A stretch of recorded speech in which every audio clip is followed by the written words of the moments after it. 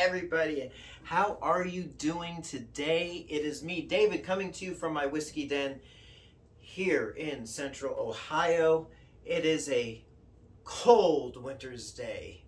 And what better day than to try out some local Ohio produced bourbon? This is from Middle West Spirits. They're located in Columbus, Ohio. And nice embossing on the bottom. This is their Middle West Spirits straight wheated bourbon whiskey. Now, it's a 95 proof, small batch craft, and unlike other wheated bourbons, this is 4 grains, not 3. So I can't find a mash bill anywhere online, but let me read you the back of the bottle. It says Middle West Spirits, Mickle 1 Reserve. I guess it's called the Michael 1 Reserve. Carries the weight of a legacy, blah, blah, blah, blah. This blends sweet yellow corn, soft red winter wheat, dark pumpernickel rye, and 2-row barley. So I really want to try this out. We are hoping to take a trip in some months to visit some friends, and I want to bring them something local to my area that I'm living in now. And what better way to try it than to try it with you guys, huh? So I do not know what the distribution is like on this. I don't know how to open this bottle, apparently, but I'll get it. I see the perforated little thing here. Let me try it from down here. I think I'm getting it. I usually get it from the top. Yeah. There we go. And like I said, this is out of Columbus, Ohio. And before you turn your nose up at this, being from Ohio, I mean, we are just a couple hours away from Kentucky. So, yeah, I'm kind of skeptical as well, just like you might be, but there's been a lot of good chatter about this. I like the bottle. It's a hefty bottle. Let's see what we got, huh? And while I let this breathe in the glass a little bit, I don't know what the age statement is on this. It doesn't say anywhere, but it has to be aged at least the 2 years. But it looks like it's aged a little bit longer than that, because that's got a nice, I'm just going to say brown, really nice brown color on it. Smells really nice.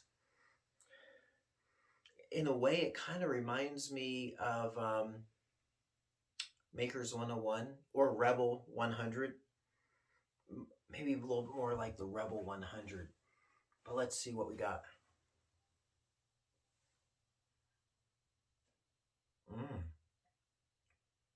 Wow.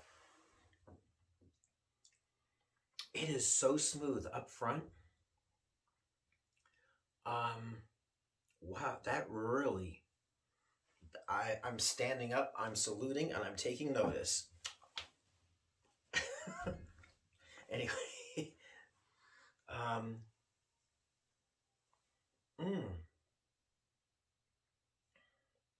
that is nice. That is really good. It reminds me. Wow, I can't even tell you what it reminds me of. In a way, it reminds me of Rebel 100, but it's a bit smoother. Very much smoother, actually. It's very warming. It's got this. I can't. This is the problem when it comes to me and getting stuff from micro distilleries. is that it's it's either run of the mill and it's like let's jump on the bandwagon, or it's ultra complex and I can't really define it. Um, I think the mix of the rye and the wheat gives it such a unique flavor profile that to me it's hard to define. Hmm.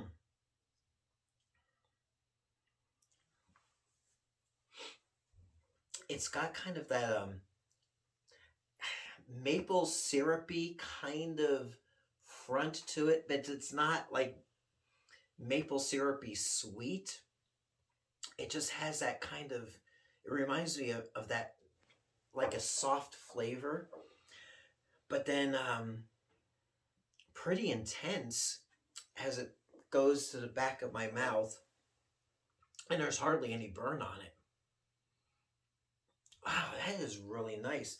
It's got kind of a like a honey wheat type of deal going on, but then that pumpernickel rye just pow, just you know slaps you upside the head, and it is just nice. That is really nice. That is good. I like that a lot.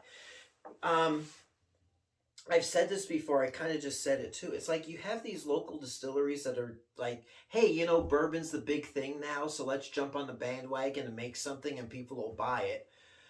You got those distilleries, but then you have these distilleries where they have something special, and the Middle West distillery, this stuff, and this is their flagship from what I can tell. They have other stuff. Um, that is so good, I'm sure. But if this is their entry level bourbon, I mean, it's like it's here and it goes up. You have distilleries. I hate to say this, but like Jim Beam, their entry level is down here, and they kind of go up from there. Um, this does not compare. This is so stinking good, and just because it's from Ohio, don't turn your nose up to it. All right, because it's really pleasant.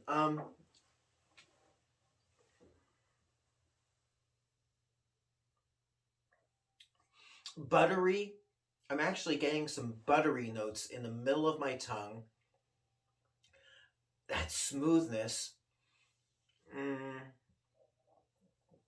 And again, I get that wheat. I get that hit of rye, um, right as it goes, like right on the tip of the back of my throat as it's going down.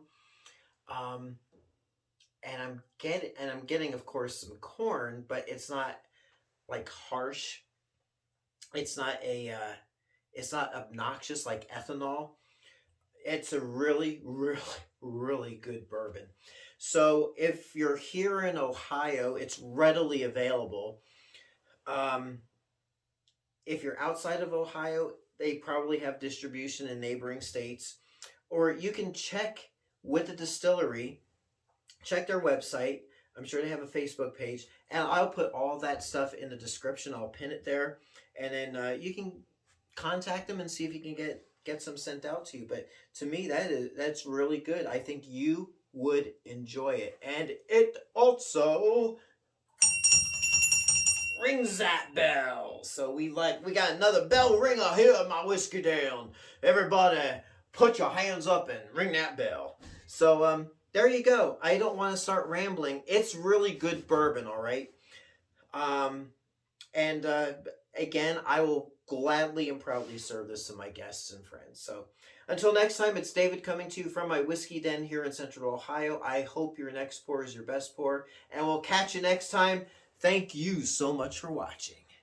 Hey everyone, if you like what you see, please like and subscribe so you can be notified of future videos as they drop. Thanks for watching.